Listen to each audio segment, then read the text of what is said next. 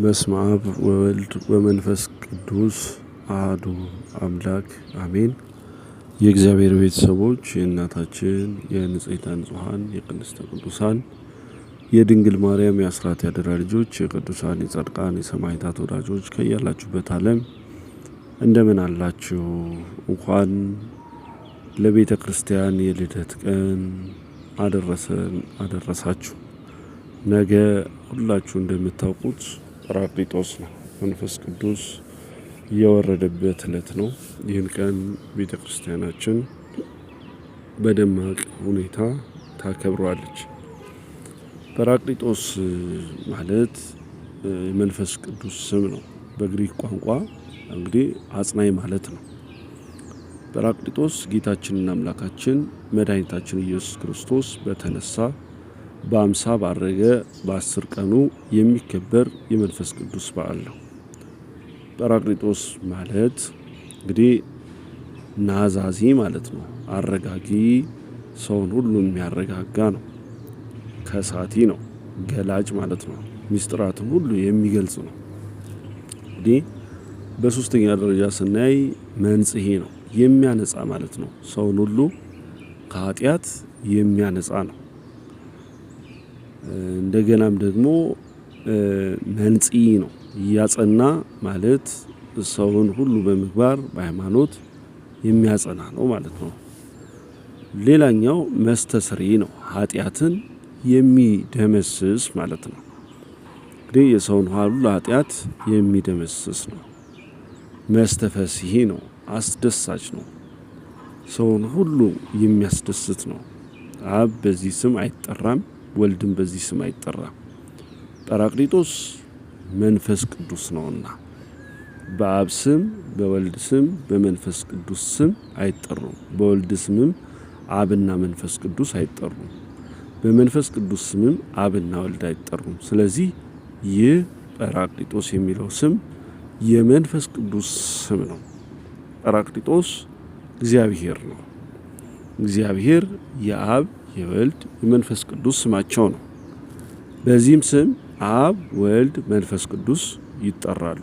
ጰራቅሊጦስ ጌታችን አምላካችን መድኃኒታችን ኢየሱስ ክርስቶስ ባረገ በ10ኛው ቀን ለ120 ቤተሰብ በማርቆስ እናት ቤት ተሰብስበው ሳሉ ወርዶ በእሳትና በነፋስ አምሳል ተገልጦላቸዋል። ልብ በሉ፣ 120 ቤተሰቡ በዝግ ቤት እንዳሉ 71 ቋንቋ ገልጾላቸዋል። የቋንቋ የተገለጸላቸው ለሐዋርያቱ ለ72ቱ አርድእት ለ33ቱ ቅዱሳን አንስት ነው። ለሁሉም እንደ አቅማቸው ተገልጾላቸዋል። ከፍተኛው የተገለጸላቸው ቋንቋ የተገለጸላቸው ቋንቋ 71 ሲሆን ለሐዋርያት ነው። ዝቅተኛው ደግሞ 15 ሲሆን ይህም ለቅዱሳን አንስት ለ72ቱ አርድእት እንዳቅማቸው ተገልጦላቸዋል ማለት ነው። የሐዋርያት ሥራ ምዕራፍ 2 ቁጥር 1 ላይ ማየት ይቻላል። እንግዲህ በዋነኛነት በ71 ቋንቋ ሆኖ ስለ ነብሪያን የተደበላለቀው ቋንቋ እዛ ዘፍጥረት ምዕራፍ 11 ላይ ያለው ቋንቋ ማለት በአዲስ ኪዳን ለሐዋርያት ተገልጧል። ቋንቋ 5 መሰረታዊ ነገሮች አሉት። አንደኛ ፊደል የሚጻፍበት፣ ሁለተኛ ስም የሚጠራበት፣ ሶስተኛ ሀገር የሚነገርበት፣ አራተኛ ተናጋሪውን ቋንቋውን የሚያውቅ፣ አምስተኛ ሰሚ ቋንቋውን ሲነገር የሚሰማ። እነዚህን የሚያሟላ ቋንቋ ተብሎ ሊጠራ ይችላል። ከዛ ውጪ ግን ይሄ ልሳን አሁን ለምሳሌ በመናፍቁ ዓለም ልሳን ቼቼን ባባ እነዚህ ልሳን ሊሆን አይችሉም። ምክንያቱም ሰው አይሰማው፣ ሰው የሚሰማው ቋንቋ ነው ማለት ነው። እንግዲህ ዘመኑ ሉተራውያን እንደሚያደርጉት ማለት ነው። እንግዲህ ሌላ መንፈስ ቅዱስ ለፍጡራን የሚገለጠው ፍጡራንን መስሎ ነው። መንፈስ ቅዱስ ለአብርሃም ሲገለጥ በሰው አምሳል ተገልጦለታል። ለደጉ ለአባታችን ለአብርሃም እግዚአብሔር በመምሪያ አድባር ዛፍ ስር ተገለጠለት። አብርሃም እግዚአብሔርን ለማየት ዓይኑን አነሳ፣ 3 ሰዎችም በፊቱ ቆመው አየ ይላል ዘፍጥረት ምዕራፍ 18 ቁጥር 1 ላይ ሄዳችሁ ተመልከቱት ማለት ነው። መንፈስ ቅዱስ ጌታችን ሲጠመቅ በርግብ አምሳል ተገልጧል። እነሆም በሰማያት ተከፈቱ፣ የእግዚአብሔር መንፈስ እንደ ርግብ ሲወርድ በእርሱም ላይ ሲመጣ አየሁ። የማቴዎስ ወንጌል ምዕራፍ 3 ቁጥር 16 ላይ ለምን መንፈስ ቅዱስ ርግብ አለው ቢሉ ለምን መንፈስ ቅዱስ ርግብ አለው ቢሉ ርግብ ሀዳጌ በቀል ናት፣ መንፈስ ቅዱስም ሀዳጌ በቀል ነውና። ርግብ የጥፋቱን ውሃ መጉደል ለኖኅ አብስራለች፣ መንፈስ ቅዱስም ተስፋ መስቀልን ያበስራልና። ርግብ ክንፏን ቢመቷት እንቁላሏን ቢሰብሩባት ቤቷን ካላፈረሱባት ቦታዋን አትለቅም። መንፈስ ቅዱስም ኃጢአት ቢሰሩ ካልካዱት አይለይምና ስለዚህ በርግብ ተመስሏል። መንፈስ ቅዱስ ለሐዋርያትና በእሳትና በነፋስ አምሳል ተገልጦላቸዋል። እንግዲህ ተመልከቱ፣ ለሐዋርያት መንፈስ ቅዱስ በእሳትና በነፋስ አምሳል ተገልጦላቸዋል ማለት ነው። የሐዋርያት ሥራ ምዕራፍ 2 ቁጥር 1 ጀምሮ ተመልከቱት። መንፈስ ቅዱስ ለምን በነፋስ ተመሰለ ቢሉ ነፋስ ረቂቅ ነው፣ መንፈስ ቅዱስም ረቂቅ ነው። ነፋስ ኃያል ነው፣ መንፈስ ቅዱስም ኃያል ነው።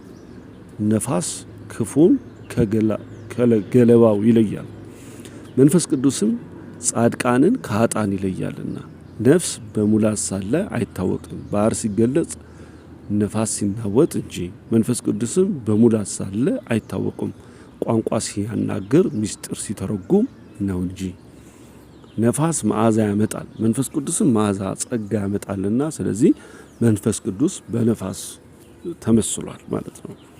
መንፈስ ቅዱስ በእሳት ለምን ተመሰለ ቢሉ እሳት ምሉ ነው፣ መንፈስ ቅዱስም ምሉ ነው። እሳት ጣዕም መዓዛን ያመጣል፣ መንፈስ ቅዱስም ጣዕም መዓዛን ጸጋን ያመጣልና።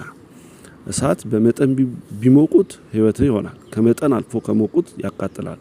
መንፈስ ቅዱስም በሚገባ በተጻፈው የመረመሩት እንደሆነ ሕይወት ይሆናል፣ በማይገባ በተጻፈው መጥቶ የመረመሩ እንደሆነ ይቀስፋል። እሳት ያቀረቡለትን ሁሉ ያቃጥላል። መንፈስ ቅዱስም ሕዝብ አሕዛብ የጸለዩትን ጸሎት ያቀረቡለትን መስዋዕት ይቀበልና እሳት ውሃ ገደል ካልከለከለ ሁሉን ላጥፋ ቢል ይቻለዋል። መንፈስ ቅዱስም እንግዲህ ምችርነቱን ካልከለከሉት በቀር ሁሉን ላጥፋ ቢል ይቻለዋልና። እሳት ዱር ይገልጻል፣ መንፈስ ቅዱስም ምስጢር ይገልጻልና። እሳት የበላው መሬት ለእህል ይተክል ይመቻል፣ መንፈስ ቅዱስም እሳት የበላው መሬት ለእህል ይመቻል፣ መንፈስ ቅዱስም ያደረበት ሰው ለገድል ለትሩፋት ይመቻልና። እሳት ከአንድ ዘለላ ላይ ሌላ 50 ዘለላ ቢያበሩ ተከፍሎ የለበትም፣ መንፈስ ቅዱስም ተከፍሎ ሳይኖርበት እስከ ምጽአት ድረስ ሲሰጥ ይኖራል። ስለዚህ መንፈስ ቅዱስ በእሳት ተመስሏል። በዓሉም በሶስት ምሳሌዎች ይገለጣል። አንደኛው በዓለ 50ኛው ቀን ማለት ነው። ሁለተኛው ጴንጤቆስጤ በዓለ ጴንጤቆስጤ፣ ይህም የግሪክኛ 50ኛው ቀን ማለት ነው። ሶስተኛ ጰራቅሊጦስ በዓለ ጰራቅሊጦስ ይባላል። ይህ በዓል ከአምላካችንና ከጌታችን ከኢየሱስ ክርስቶስ 9 አበይት በዓላት መካከል አንዱ በመሆኑ የቤተ ክርስቲያን ልደት ወይም ቤተ ክርስቲያን በይፋ መንፈስ ቅዱስ ኃይል የተመሰረተችበት ቀን በመሆኑ ታላቅ በዓል ነው። ጰራቅሊጦስ ወይም መንፈስ ቅዱስ ማን ነው ስንል መንፈስ ቅዱስ እንዲህ ይለናል፣ ፈጣሪ ነው። የእግዚአብሔር መንፈስ ፈጠረኝ፣ ሁሉን የሚችል አምላክ እስትንፋስ ሕይወትን ሰጠኝ ይላል ታላቁ ኢዮብ በመጽሐፈ ኢዮብ ምዕራፍ 33 ቁጥር 4 ላይ። መንፈስ ቅዱስ ጰራቅሊጦስ እግዚአብሔር ነው። ቀንም ቀጠረውለት፣ ብዙ ሆነው ወደ መኖሪያው ወደ እርሱ መጡ። ስለ እግዚአብሔር መንግሥትም እየመሰከረ ስለ ኢየሱስም ከሙሴ ሕግና ከነቢያት ጠቅሶ እያስረዳቸው ከጠዋት ጀምሮ እስከ ማታ ድረስ ይገለጥላቸው ነበረ። የሐዋርያት ሥራ ምዕራፍ 28 ቁጥር 23 ላይ ተመልከቱ። ጰራቅሊጦስ በአካል ልዩ ነው። ወደ እኔ ቅረቡ፣ ይህንንም ስሙ፣ እኔ ከጥንት ጀምሮ በስውር አልተናገርኩም ከሆነበት ዘመን ጀምሮ እኔ በዚያ ነበርኩ። አሁንም ጌታ እግዚአብሔር መንፈሱን ልከውኛል እያለ ትንቢተ ኢሳይያስ ምዕራፍ 48 ቁጥር 16 ላይ ስለ ጌታችን እንግዲህ ስለ መገለጥ ነው የሚያወራው። በስሙ ልዩ ነው። እንግዲህ አንዱም ለአንዱ ቅዱስ ቅዱስ ቅዱስ የሰራዊት ጌታ እግዚአብሔር ምድር ሁሉ ከክብሩ ተሞልታለች እያለ ይጮህ ነበር። ትንቢተ ኢሳይያስ ምዕራፍ 6 ቁጥር 3 ላይ ያለውን ቃል ሰራጺ ነው የሚሰርጽ። ዳሩ ግን እኔ ከአብ ዘንድ የምልክላችሁ አጽናኝ እርሱም ከአብ የሚመጣ የእውነት መንፈስ መጣ ጊዜ እርሱ ስለ እኔ ይመሰክራል አለ። ዮሐንስ ወንጌል ምዕራፍ 15 ቁጥር 26 ላይ ይህንን የተናገረው ጌታችንና አምላካችን መድኃኒታችን ኢየሱስ ክርስቶስ በመዋዕለ ሥጋዌው በዚህ ምድር ሲመላለስ የተናገረው ኃይለ ቃል አጽናኝ ነው። አብ በስሜ የሚልከው ግን መንፈስ ቅዱስ የሆነው አጽናኝ እርሱ ሁሉን ያስተምራቸዋል፣ እኔም የነገርኳቸውን ሁሉ ያሳስባቸዋል አላቸው። የዮሐንስ ወንጌል ምዕራፍ 14 ቁጥር 26 ላይ እንግዲህ ጰራቅሊጦስ ለምን በዓለ ሃምሳ ወረደ ካልን ኃይልን ለመስጠት ለሐዋርያቱ እነሆም አባቴ የሰጠውን ተስፋ እኔ ልክላቸዋለሁ፣ እናንተ ግን ከላይ ኃይልን እስክትለብሱ በኢየሩሳሌም ከተማ ጸንታችሁ ምን በሉ አላቸው፣ ቆዩ አላቸው። የሉቃስ ወንጌል ምዕራፍ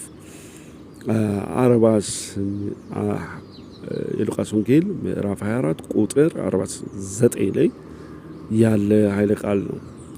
ሁለተኛው በዓለ ጰራቅሊጦስ በዓለ ሃምሳ ለምን ይከበራል ካልን ሐሰተኛውን ዓለም ለመውቀስ እኔ ግን እውነት እላችኋለሁ እኔ እንድሄድ ይሻላችኋል። እኔ ባልሄድ አጽናኝ ወደ እናንተ አይመጣምና እኔ ብሄድ ግን እርሱን እልክላችኋለሁ። እርሱም መጥቶ ስለ ኃጢአት፣ ስለ ጽድቅም፣ ስለ ፍርድም ዓለምን ያሳውቃል። ዮሐንስ ወንጌል ምዕራፍ 16 ቁጥር 8-9 ላይ መመልከት ይቻላል ማለት ነው። ሰዎች ሁሉ ወደ እውነት ለማድረስ ግን እርሱ የእውነት መንፈስ መጣ ጊዜ ወደ እውነት ሁሉ ይመራቸዋል። የሚሰማውን ሁሉ ይናገራል እንጂ ከእርሱ አይናገርም፣ የሚመጣውንም ይነግራቸዋል። ዮሐንስ ወንጌል ምዕራፍ 16 ቁጥር 13 ላይ ያለ ኃይለ ቃል እንግዲህ ጰራቅሊጦስ ለሕይወታችን የክርስቶስ ቤተሰቦች እንድንሆን ያደርገናል። ተመልከቱ፣ አይሁድ ብንሆን፣ የግሪክ ሰዎችን ብንሆን፣ ባሪያዎችን ብንሆን፣ ጨዋዎችን ብንሆን እኛ ሁላችን በአንድ መንፈስ አንድ አካል እንድንሆን ተጠምቀናልና ሁላችንም አንዱን መንፈስ ጠጥተናል። ሐዋርያው ቅዱስ ጳውሎስ ለቆሮንቶስ ሰዎች የላከላቸው መልእክት ላይ በአንደኛ ቆሮንቶስ መልእክቱ ምዕራፍ 12 ቁጥር 13 ላይ የተናገረው ኃይለ ቃል በሕይወታችን ይኖራል። በሁለተኛ ደረጃ ጰራቅሊጦስ በሕይወታችን ይኖራል። እግዚአብሔር ቤተ መቅደስ እንደሆናችሁ እግዚአብሔርን መንፈስ እንዲኖርባችሁ አታውቁምን? ማንም የእግዚአብሔርን ቤተ መቅደስ ቢያፈርስ እግዚአብሔር እሱን ያፈርሰዋል።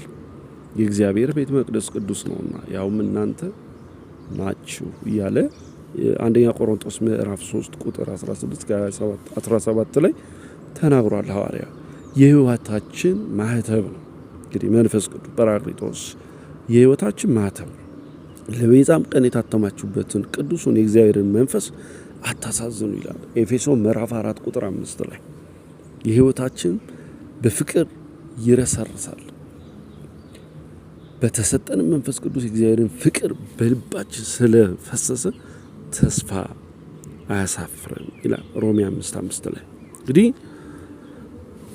የጸሎትን መንፈስ ይሰጠናል ሌላኛው። እንዲህም ደግሞ መንፈስ ድካማችንን ያግዛል ይላል። እንዴት እንድንጸልይ እንደሚገባ እናውቅምና ነገር ግን መንፈስ ራሱ በማይናገር መቃተት ይማልድልናል ይላል ሮሜ 8:26 ላይ። ከሞት ለዘላለም ሕይወት ያስነሳናል። ከሞት ለዘላለም ሕይወት ደግሞ ያስነሳናል። ነገር ግን ኢየሱስ ከሙታን ያስነሳው እርሱ መንፈስ በእናንተ ዘንድ ቢኖር ክርስቶስ ኢየሱስ ከሙታን ያስነሳው እርሱ በእናንተ የሚኖረው በመንፈሱ ለሚሞተው ሰውነታችን ደግሞ ሕይወትን ይሰጠዋል። ሮሜ 8:11 ላይ ያለ ኃይለ ቃል ነው። ጰራቅሊጦስ ለቤተ ክርስቲያን እቺን ሁለት ነገሮች ተመልክተን የዕለቱን ትምህርት እንጨርሳለን። ጰራቅሊጦስ ለቤተ ክርስቲያን ዳግም የተወለደችበት ነው። ኢየሱስ መልሶ እንዲህ ሲል እውነት እውነት እላችኋለሁ ሰው ከውሃና ከመንፈስ ካልተወለደ በቀር ወደ እግዚአብሔር መንግሥት ሊገባ አይችልም። ዮሐንስ ወንጌል ምዕራፍ 3 ቁጥር 5 ላይ ለአምልኮተ እግዚአብሔር ያነሳሳል። እኛ መንፈስ እግዚአብሔርን የምናመልክ በክርስቶስ ኢየሱስ የምንመካ በስጋም የምንታመን እኛ የተገረዝን ነንና ይላል ፊልጵስዩስ ምዕራፍ 3 ቁጥር 3 ላይ ማለት ነው። እንግዲህ ወንጌልን ትሰብካለች ቤተ ክርስቲያን። እርሱም ከመሰከሩና የጌታን ቃል ከተናገሩ በኋላ ወደ ኢየሩሳሌም ተመለሱ። በሰማርያን ብዙ ወደ መንደሮችም ወንጌልን ሰበኩ። ዮሐንስ ወንጌል የሐዋርያት ሥራ ምዕራፍ 8 ቁጥር 25 ላይ ቃል ስለነበረን ጊዜ የእግዚአብሔር የአምላካችን ስም የተመሰገነ ይሁን። የሚያጽናናው አጽናኝ ነው ጰራቅሊጦስ መንፈስ ቅዱስ ከሁላችን ጋር ይሁን። እግዚአብሔር በሕይወታችን ይግባ። የሚያስጨንቀንን ነገር ሁሉ በእውነት በመስቀሉ ሰባብሮ ይጣልልን። የቅዱሳን ምልጃ በእውነት የመላእክት ጠብቆት ከሁላችን ጋር ይሁን። ከሁሉ በላይ ንዕድ ክብርት የሆነች እመቤታችን ቅድስት ድንግል ማርያም በምልጃዋ በዘርፋፋ ቀሚሷ የሕይወታችንን ታሪክ ትቀይርልን። የምልጃ በረከቷ በሁላችንም ላይ ይደር። እግዚአብሔር በሕይወታችን ይክበር። ስብሐት ለእግዚአብሔር ወለወላዲቱ ድንግል ወለመስቀሉ ክቡር። ይቆየን።